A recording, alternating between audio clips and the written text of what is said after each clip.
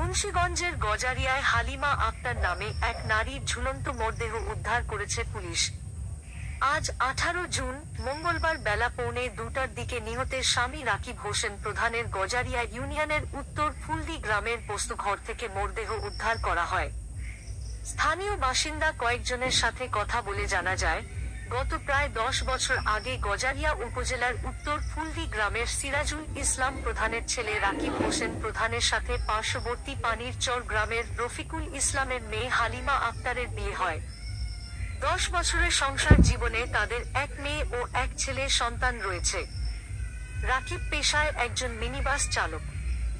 শাশুড়ি ডালিয়া বেগমকে ধার হিসেবে দেওয়া 2-5 হাজার টাকা ফেরত চাওয়াকে কেন্দ্র করে সম্প্রতি স্বামী স্ত্রীর মধ্যে দাম্পত্য কলহ শুরু হয়। রাকিবের শাশুড়ি ডালিয়া বেগমের দাবি, রাকিব আগে তার কাছ থেকে 50,000 টাকা ধার নিয়েছিল, পরে তিনি রাকিবের কাছ থেকে 25,000 টাকা ধার নেন। হিসাব করলে তিনি রাকিবের কাছ থেকে আরও টাকা পাবেন। পাওনা টাকা চাওয়াকে কেন্দ্র করে স্বামী স্ত্রীর মধ্যে প্রায়ই ঝগড়াঝাটি হতো। সর্বশেষ গেল সোমবার রাতে বিষয়টি নিয়ে তাদের মধ্যে ঝগড়াঝাটি হয়।